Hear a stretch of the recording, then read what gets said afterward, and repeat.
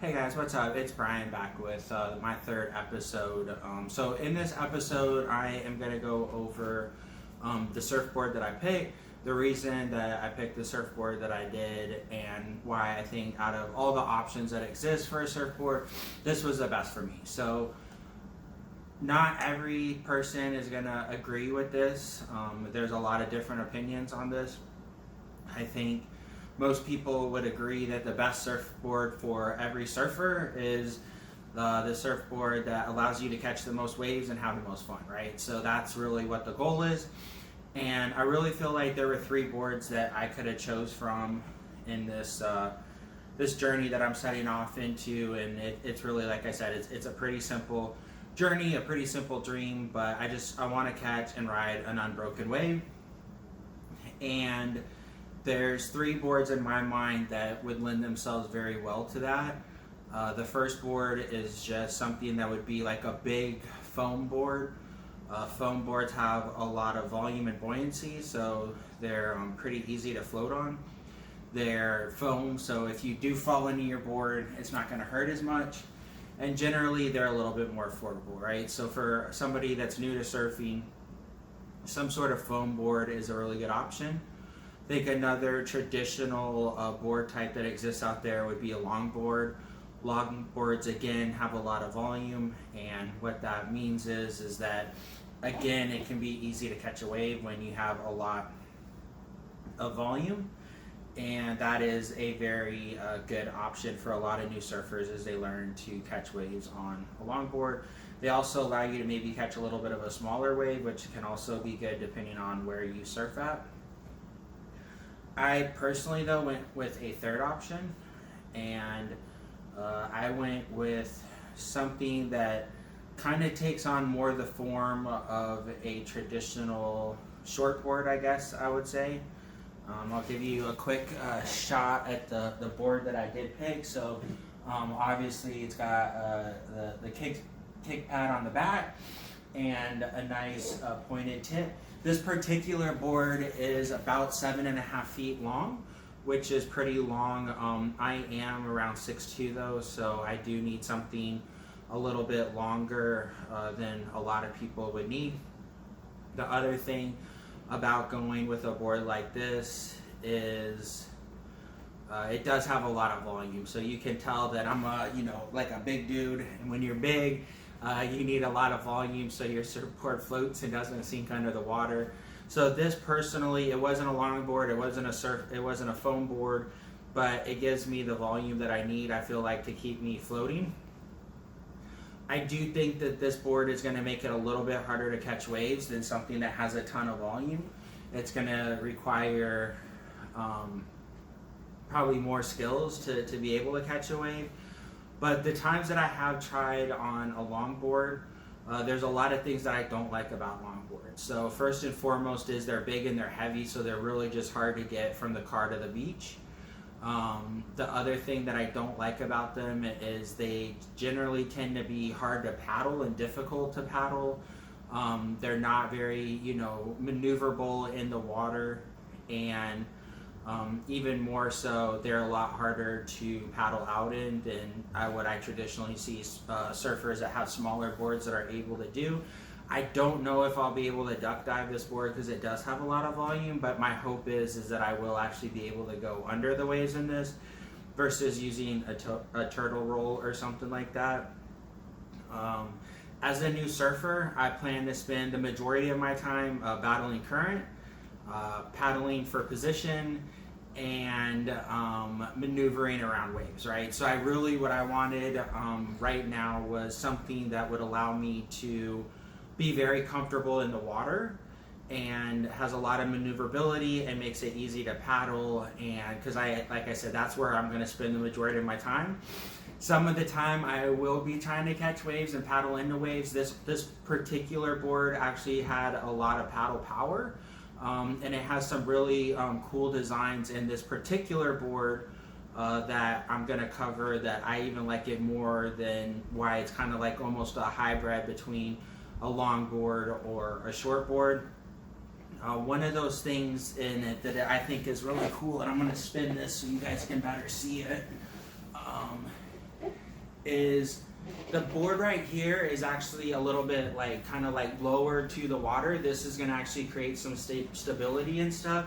And as you work to up here, there's actually like this groove. I don't think you can see it really in the camera, but right here, it actually it grooves up. That creates more volume and more float to help keep the wave. But down here, it's a lot lower of a profile, so you can actually be closer to the water, and it's going to be more stable if I am able to stand up on it. So to me, this was kind of the best of both worlds. This is a chemistry solution board, and you know, I'm not saying that this is the right board, that this is the perfect board. I'm going to get in the water pretty soon, and you know, I might be singing a different tune after that. But going into my first time in the water trying to catch it and stand up on an unbroken wave, I think this is the right board for me. It allows me to focus on maneuverability, paddling, stability, being comfortable in the water, all the things that I think are going to be the biggest indicator. Ease to get from the car to the ocean, like just all those factors. I think it's going to be best. I don't know if it's going to be best for catching a wave, but all those other factors, I think it's going to be the right board. The other thing that I will tell you is if you're interested, and I'll link kind of in the description where I got this board. So there is it's a website called Board Cave. I think Board Cave works with a bunch of different manufacturers. One of the cool things about chemistry surfboards and also their linkage to like Board Cave is there is kind of like a volume calculator, and the volume calculator helps you determine, tells you almost like what boards you need based on several factors. So height, weight, athletic ability, and surfing experience, right? So all those factors really go into it. This particular board also, it seemed like the specs were 1 to 6 foot waves. I think, you know, my ideal wave right now is probably a 3.5 foot wave. So I feel like that's kind of an ideal place that I want to be in. It has a lot of volume based on my height and size. And I think, again, I'm going to be very successful in this board. If you want to check out Board Cave and get yourself, this is a chemistry solution board. You don't have to get this board, but I definitely recommend that you use their kind of like volume calculator to help you find a surfboard that's going to work for you based on all the various conditions. Again, link in the description. The other thing that I will say about Board Cave is it took a really long time for me to get this board, so I ordered it and it seemed like I had to wait forever to get this board. I don't know if it was like 3, 4, 5 months. So if you're trying to get in the water quickly, this is probably not going to be the right route for you either. But for me, it was just kind of a way where I could get the best board for what I needed and not really have to settle to get something that was, you know, not perfect for me. So I am very optimistic about this path. The other thing is when I ordered from Board Cave, the board did not come with anything other than a board, right? So it's just basically a board. I went really base, so there's not graphics, there's really nothing flashy on it. But once the board got here, you still need a lot of stuff. So I needed a leash, and I'll show you guys the leash in a minute. It also needed fins, and it also needed a kick pad. And for all that, I went to a local surf shop. The local surf shop in my area is called East of Maui. I will also link them in the description. All I can say is they were super helpful. I hope that you guys find a local surf shop too that can help you out. But those guys, they knew what I needed. Like, they were able to look at the fin setup and know that I needed future fins for it. So when I ordered it, that's the selection that I picked. But they were able just to look and say, oh yeah, this is, you need futures for this. And then they're like, how long's the board? And, oh, well then you need a leash that's, around the same distance. So this is, or the same length, or longer. And so this is a 7.5 foot board. So I went with an 8 foot leash. If you have a 6 foot board, you could do, a 6 foot leash, a 7 foot board, a 7 foot leash. And I probably could have got away with a 7 foot leash, but I did just decide to go for that extra length just based on my height. And the fact that, I'm not going to be like a hard charger or anything like that either.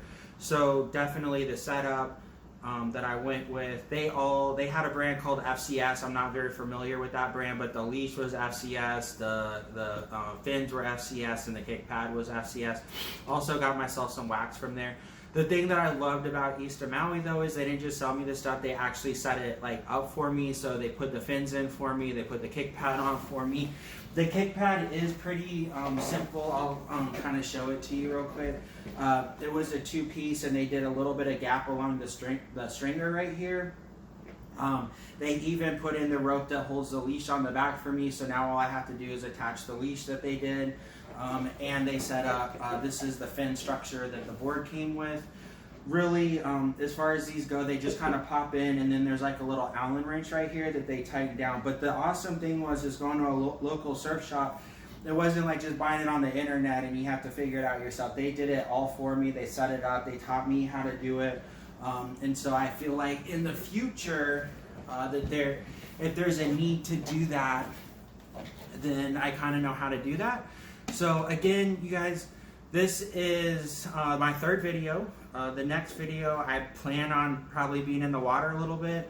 It could be the last video, right? I could catch a wave, I could stand up on it, could get a ride. Unbroken wave is the goal, not the white water.